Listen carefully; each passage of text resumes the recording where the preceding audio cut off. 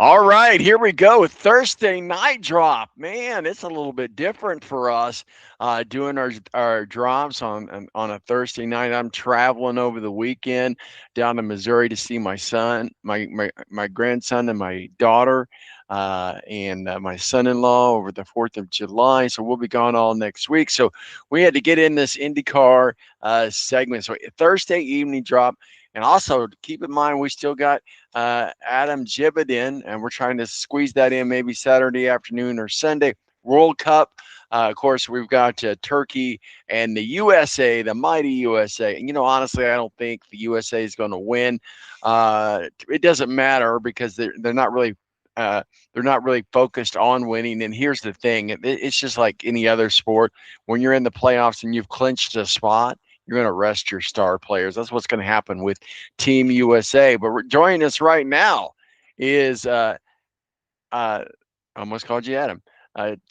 Derek Vance from the Push to Pass podcast is going to be joining us and taking over the IndyCar stretch for us for the remainder of the season. And so we welcome Derek to the team. I know Derek, you've stepped in a few times, but we're officially going to throw you into the fire here with IndyCar. So glad to have you along. How you doing, Derek? Happy Thursday to you. Hey, happy Thursday to you, Tom. Thanks for having me. Definitely always enjoy our time together talking IndyCar. And I know we've talked other sports in the past. And Yeah. I'm going to be watching Team USA tonight take on Turkey. And I'm going to take a different perspective. I think they win. Obviously, they've already advanced to the round of 32. And I'm going to tell your listeners, Tom, if you have not watched this team yet, They're good. They're good. I They're would good. highly suggest to do it. This is a different brand of soccer than I think what people are used to seeing. Um, with Team USA, they start fast, and that's something that I've always been harped on, especially in that sport. But yeah, they're definitely exciting to watch it. And you know what? They're going to rest some people tonight, but you're gonna see some stars in soccer that you've never heard of shine tonight against Turkey. No, I absolutely agree. And so I'll have it on while I'm multitasking with other stuff. Well, Derek, again, welcome. And there's a lot of racing left, even though it's a short window. We've got a lot of racing left. And some of the things that we're really going to talk about here throughout this show in just a moment. Felix Rosenclav, big story about him. Christian Lundgaard, insane win at Road America. Marcus Armstrong, a heartbreak loss there at Road America. Will Power versus Graham Rahal, that drama that's going on there. Of course, there's testing up at Mid Ohio, and then of course we got the power rankings, and let's it's not over. You may think it's over, but it is definitely not over. Okay, let's just before we get to Felix here, which is the big story of the week here, and I know that you talked about it on your podcast yesterday, but we'll get to that in just a minute. Um, let me ask you this, Derek, for just a big picture state of the series, if you will. Has the season become more wide open than the points table really suggests? I mean, what are your thoughts on that?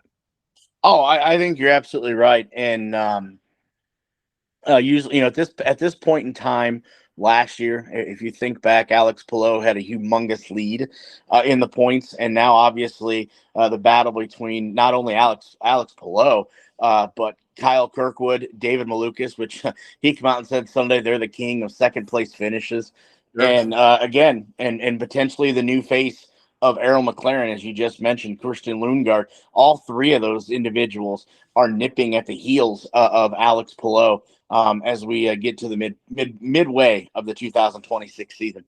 And we say that, and you're absolutely right. They are nipping at the heels. I mean, I don't know. Can we still say that Alex Palou is clearly the title favorite? I mean, he's got some vulnerability showing and some Achilles heel starting to expose itself. So, I mean, I think that Alex Palou has not won the championship yet. What are your thoughts? Yeah, Alex Palou obviously has not won the championship yet. He hasn't put it away like he seemed like he did last year, so early in the year.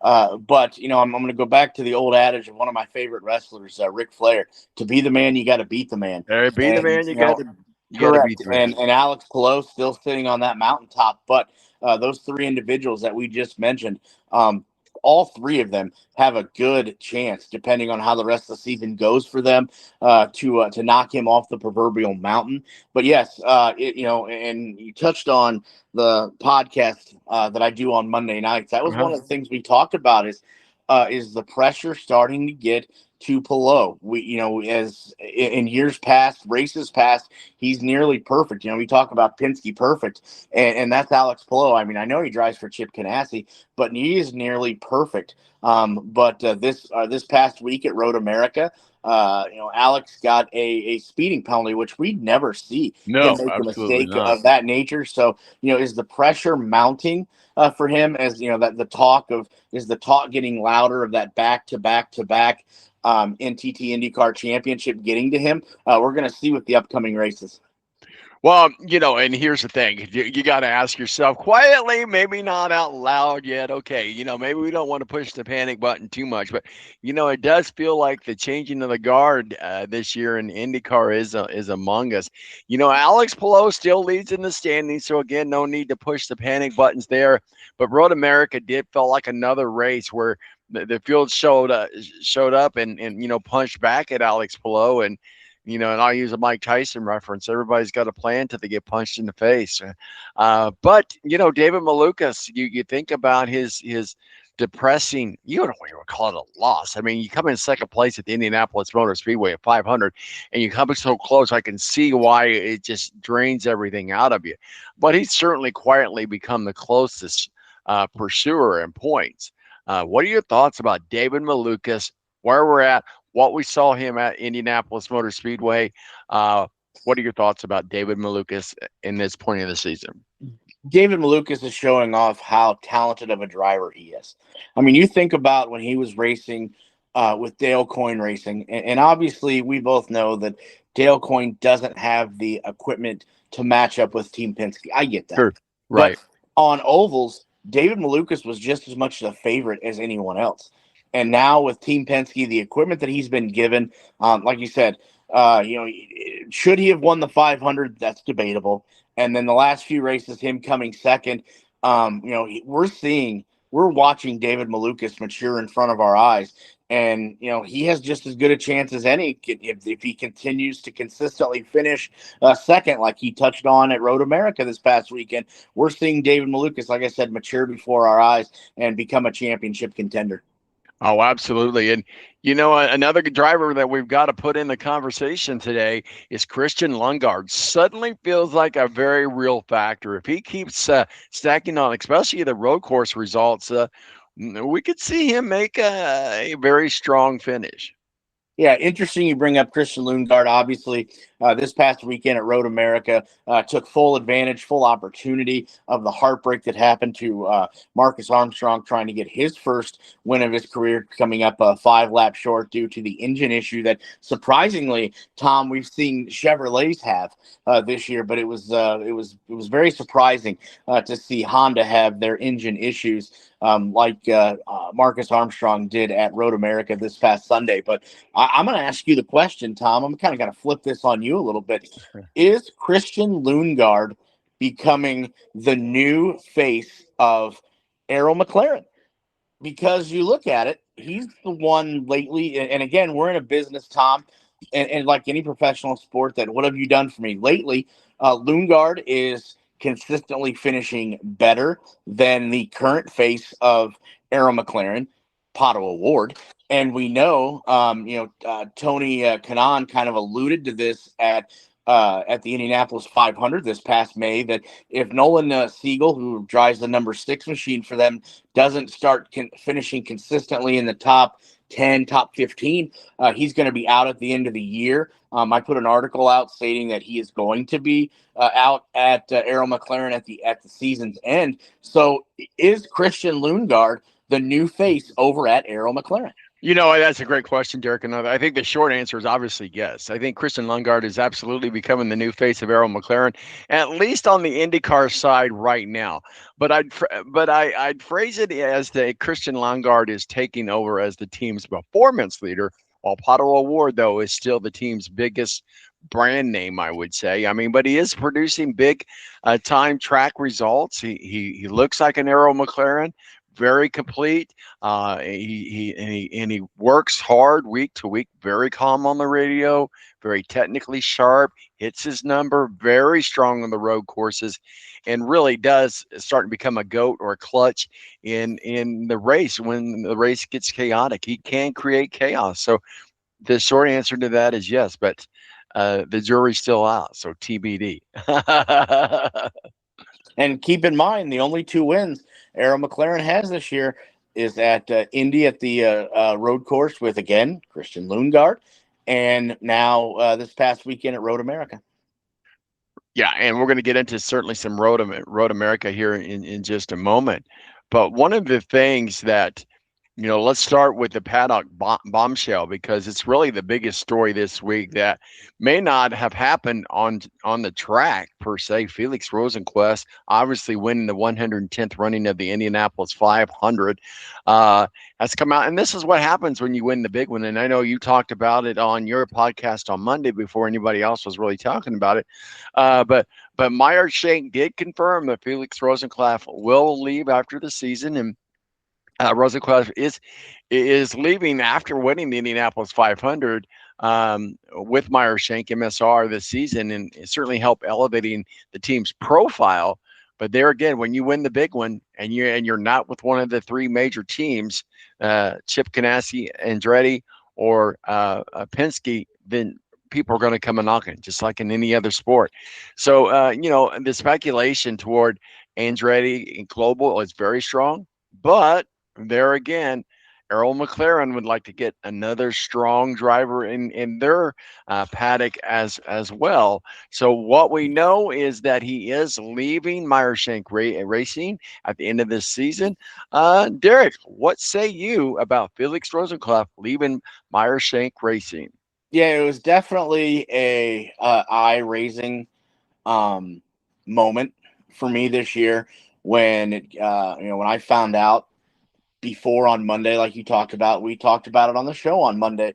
Is Felix Rosenqvist going to be leaving Meyer Shank? This was before it was confirmed on Tuesday. We talked about him going to potentially Arrow McLaren, because you got to think about Zach Brown has the money, has the financial resources. We know that, and he is familiar with Arrow McLaren, so he knows how the operation works. And lastly, he is good buddies with Padua Ward. So there was three reasons right off the bat that he could potentially reunite with Arrow McLaren. Now, the how this came about, from my understanding, is prior to the 500, Rosenqvist was going to be a free agent at the end of the year anyway. But prior to the 500, Tom, there was absolutely zero talk of Felix Rosenqvist leaving Meyer Shank. He became a hot commodity after winning the 500. Now, I know that Arrow McLaren is going to be interested in him, obviously, and I haven't confirmed this, but all signals and signs point that Nolan Siegel is going to be done at the end of the year, Arrow McLaren, and he could potentially be completely out of IndyCar. That is a grave possibility. Have helmet and bag, will drive. Correct. So that'll open. So that may open a seat at Arrow McLaren. Now you throw Andretti Global in. I've heard and been told that they have a lucrative offer. They gave a lucrative offer to Felix Rosenqvist. Nothing is final, nothing set in stone yet, so it's going to remains to be seen there. Now, to flip over to Andretti Global, that means one of two things. One, they are going to be cutting loose a driver at the end of the year, which ironically, Marcus Ericsson's contract is up at the end of the year. Or do they keep Marcus Ericsson? Do they re-sign him and add a fourth car? So a lot of moving parts are going to play into this. Obviously, I think this is going to be treated in the silly season coming up at the end of the year, the same way it was last year. Felix Rosenqvist is going to be when that first domino falls, which is going to be Felix Rosenqvist. Yes. We're going to see. That's where we're going to see the rest of the movement. So the IndyCar, the silly season is going to hinge on what Felix Felix Rosenqvist decides to do and goes to what team. Well, and you got to say, okay, why leave now? If you're Felix Rosencrantz, one, you've just won the Indianapolis 500, and why leave the team that gave you the biggest moment of your IndyCar career? There's a lot of things. Maybe it's a money move. I mean, come on, I don't blame him. Let him make his money. A big thing, though, I think that is the biggest reason. Again, if you're not part of that Power Three, you're everybody else. We've talked about that before. Not that Meyer Shank isn't a good team, but there's the Power Three, and unless you're that Power Three, you are in behind. And so the manufacturer team competitive move is huge. A long-term stability. We don't know what's going to happen in the future with Meyer Shank, but we do know what's going to happen with the Power Three, and or is it just simply a timing of IndyCar in the silly season? Again, like you just said about the silly season. So go ahead, and we'll get the feedback from Meyer Shank here in just a moment. But what are your thoughts on why he decided to leave? Well, I've been also under the understanding that after the 500, Felix Rosenquist, and again, you can't blame him. You just mentioned it, is looking for a payday. He's like, and I know you're going to understand this music reference. He's taking a page from the old Steve Miller book. Take the money and run. He was looking for a huge payday, and there's going to be, like I said, at least two teams that come to mind that are going to be able to throw some cash some cash Yeah. his way, and I think it's going to be one of the two that we just mentioned. Well, IndyCar never talks about the contract and when the details of the contract, those are always private. But we do know just from the way that we follow people, and we know the lifestyles that people have changed, especially the life. For example, you look at how and maybe look at what Joseph Newgarden, where he lives at in Nashville. So there is money in this game, that's for sure. Meyer Shank, though, we don't we say again not part of the Power Three, but they do have an Indianapolis 500 championship. Does this hurt MSR, or is it actually proof that the program has grown enough that top teams want their drivers? Well, you got to think, Tom. You just mentioned Indy 500 championships. That is the only two wins Meyer Shank has. They won with, Elio Castroneves when he got his fourth, and now this year with Felix Rosenquist. I think Felix has done, and Meyer Shank even come out on in a quote yesterday that I seen about this. They talked so highly about how Felix has progressed their program forward. I think that, and again, this could be obviously subject to change, but I think Meyer Shank's going to be in a good position because they're going to have a young Marcus Erickson, or excuse me, Marcus Armstrong, who we see was just 5 laps away and is becoming better and better each race he has under his belt in their stable, and then whoever they get for next year. And Tom, I'm going to give you a little bit of insight. There's talk that there could be a veteran driver that is currently at Chip Ganassi Racing, not named Alex Palou, that may be on the move next year as well. So maybe I know you're probably trying to refer to Scott Dixon, but I am. I, I have had this conversation with other people. This is one of those believe it when I see it, but also it's one of those conversations that's Didn't you feel that willpower. about Will Power Yeah, too? so I'm saying that was exactly what I was getting ready to say. You took your words out of my mouth. This is eerie similar to what we were talking about with Will Power. That there's no way Will Power is gonna leave Penske, but yet here he is. He's over at Andretti.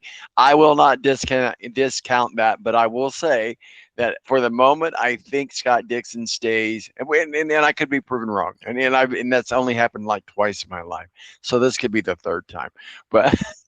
But you also gotta ask yourself. We got to move on here. But is MSR Meyer Shank Racing a destination now, or Derek? Do you think it's still a stepping stone team? I mean, 2 Indianapolis 500 victories. How can you say they're just a stepping stone? They're constantly. You look at the results this year. They are constantly finishing, or consistently rather, finishing towards the top with the other big names that you mentioned. So I think it may be. I think Meyer Shank Racing may be turning in in front of our eyes into a destination for young and upcoming drivers. Yeah, absolutely. Of course, Felix Rosenqvist, he didn't just win the Indianapolis 500. He changed his market value, and that market value is going to be and as we just talked about, it's going to be the first real silly season grenade to go boom in the Indy car summer. So, which side should feel worse? I don't know. Meyer Shank losing Felix, or Felix for leaving the team that finally became the right fit for him. And I guess that's a debate that goes on. We've talked a little bit about Road America, but of course, Christian Lundgaard did well there. Anything else you want to add to Road America? We got to move on to a little bit about, because I know that was a huge heartbreak again for Marcus Armstrong, and we've talked about that. But I have a couple other things that I want to fit in our short window here. So, but go ahead. Anything else on Road America? Some takeaways from Road America. I know we talked about it obviously at length on this past Monday. You can go back and check out the podcast there on YouTube. Just search Push to Pass Podcast or any of your podcast platforms that you may listen to and follow. First one, obviously, Marcus Armstrong. Heartbreak for him. Maybe potentially had the best car there, but his engine just came up 5 laps short. I know he was, after the race, he was obviously distraught, and he was asked about what he felt when he was inside the car, and he said he just felt the engine start to sputter. He thought maybe they ran out of gas, but the gauges told him he had enough gas, and come to find out, the engine just didn't have 5 laps left in it. I know Honda did issue an apology not only to Marcus Armstrong, but to Meyer Shank Racing for that development of that engine, or lack thereof, this past week. Another takeaway from this is, again, the junk hybrid system that cost Christian Rasmussen his race. I think it was a clutch issue, I think, that finally came out. But again, this hybrid system, this has to be egg in the face, or on the face of IndyCar, because it just seems, Tom, race after race, it's one driver or another has to retire and go to the paddock because this hybrid system is failing. So this has to be something, definitely has to be looked into in the offseason. And then obviously, I know you touched earlier about Will Power and Graham Rahal. Yeah, that's where I want to get at with Will Power and Graham Rahal. I mean, because we only have a little bit of time left, but this is a debate, if you will. Take the side that you want, but you look at one side of it. Graham's season has been one of the better stories in the paddock, and we can review there was just a let's just call it a professional disagreement between Will Power and Graham Rahal at Road America. But Graham's season has been one that's been the better stories in the paddock.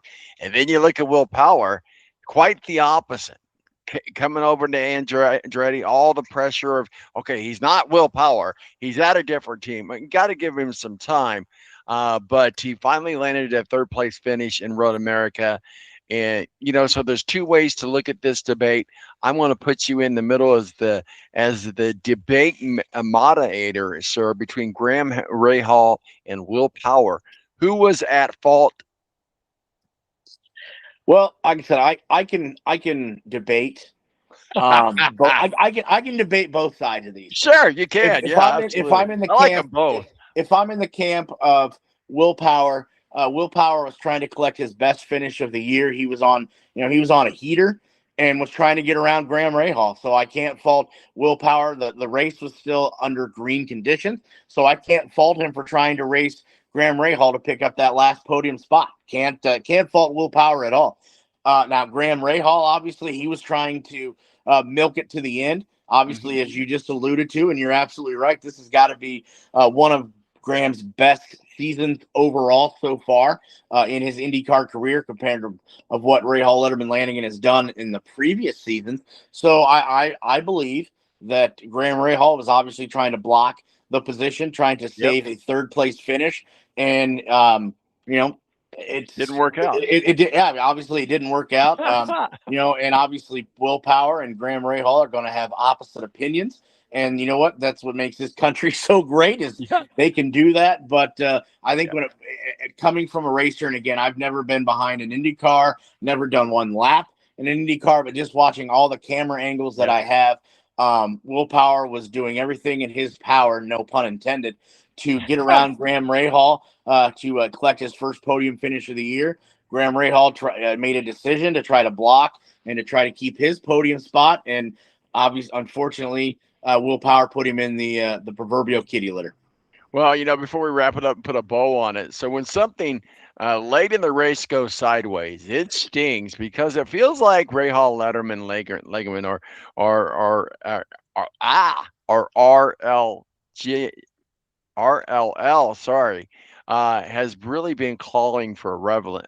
And he's had struggles at Indianapolis, and so I get it. I understand why he would try to protect that spot, but Will Power finally lands his third place at Road America. I think Will Power, and I'm going to take the official side, and I like Graham and I like Will Power. I like them both. I've talked to them both many times. They're great. They're great guys, great dads, great competitors. But when that happens, sometimes you're going to have a disagreement. But in this case, I think if you ask, was Power justified in how he handled it, and was Graham too aggressive?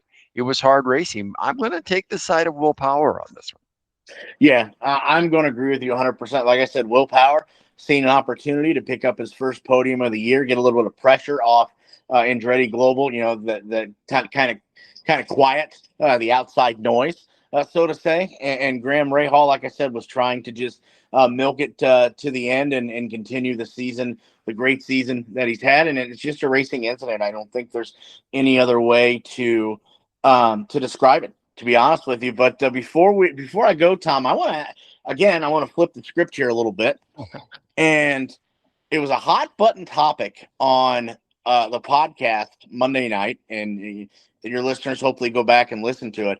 What do you think about you being a lifetime Indianapolis resident? And I could be wrong, but what do you think of the comments that Graham Rahal made late last week about talking about the proverbial dump that Indianapolis has become due to crime and things of that nature?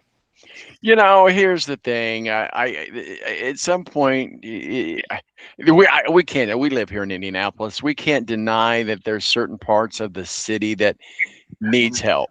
Unfortunately, this is not a news story. I mean, I remember a few years back, it was Scott Dixon and it was Elio Castro. No, it was Franchitti, and it was Tony Kanaan out of Taco Bell and got their watches stolen from them. I mean, I think maybe the wording Indy is a dump language is basically what he's saying is there's a real public safety problem in parts of Indianapolis. I could not agree more. And I think anybody I am fortunate enough to live in the suburbs. So I don't live in that area, but I certainly know about it. So, people in the city shouldn't normalize shootings and intimidation and one thing after another. That, and I know you live in the same city as I do. And I don't want to reveal too much about your personal life, but I know you're a little bit closer to that part of things than other people and what you do. So with, I don't know if you want to say where you work, but nonetheless, I know where you work and I know that you're around that part of stuff. And so leaders, business owners, residents all need to take it seriously instead of just pretending that it's just noise.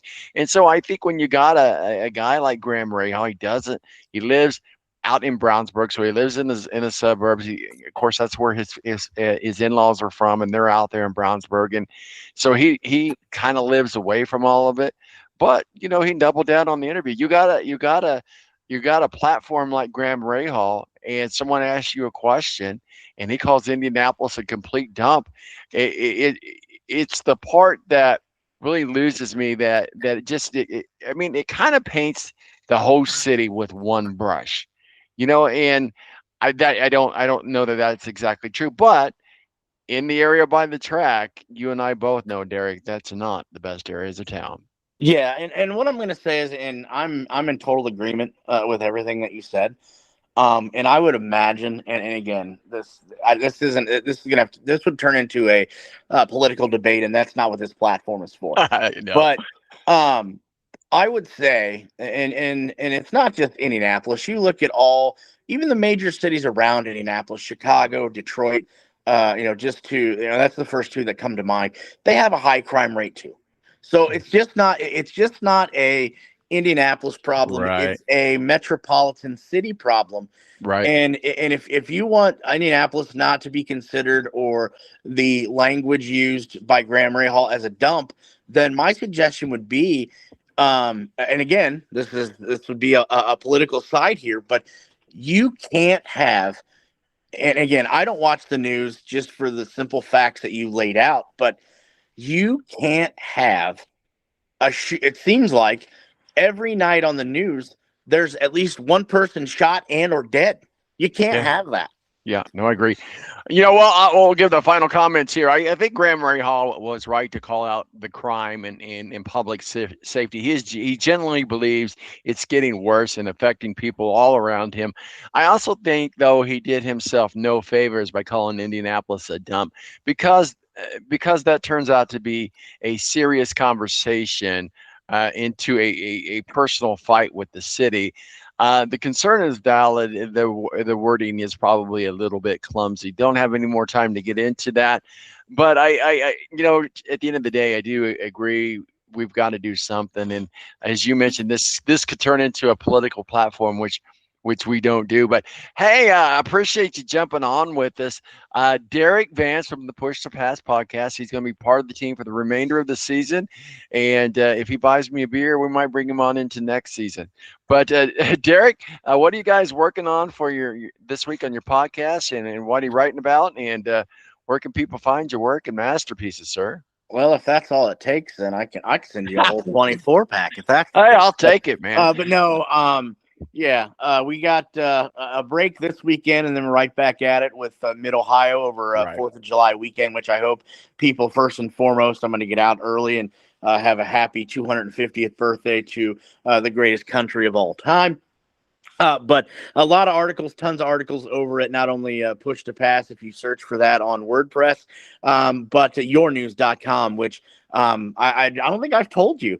We are the Push to Pass podcast is the official IndyCar podcast over at yournews.com. So love the people over there. If you go to the auto racing section, that's where you can find the podcast there, audio and video form. Also, that's where you can find articles by myself and another contributor to the show, Michael Monroe. So you go over there to yournews.com under the auto racing section, and you can find articles there. And then I'm going to promote somebody, and I know you guys do a lot of NASCAR.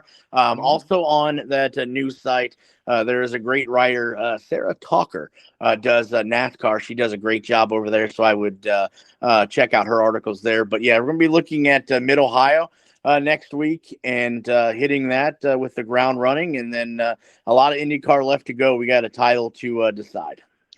Derek Vance of the Push to Pass podcast, welcome to the team, and we are certainly going to be watching Team USA. And again, make sure you catch all of our podcasts. Some things going on YouTube. We're on all of our podcasts we've ever done are on YouTube, and it's separated into chapters or segments. But also, you can get us anywhere you get your podcast, anywhere, whether it be Apple or iTunes or wherever it might be. You can find us there. We are all over the place. But for us, for the YouTubers, if you look right in that same thing, you might see some videos of food. I've been mastering that. It's a work in progress. So hey, there's a work in progress. But we are adding cooking videos on the weekend. So there you go. There's that. We won't be doing one this weekend as we'll be out of town, but we'll be doing one next weekend. So check that out and like and subscribe on our YouTube channel as well. We're going to we follow everything sports. So NASCAR, World Cup, NBA, MLB, NFL. We do a lot with the NFL. So don't let your heart be troubled. You can find it right here on The Balance. Derek, we appreciate you, my friend. We'll talk with you soon. Yep. Can't wait. We'll talk again soon. Again, Tom, thank you for having me on. Always.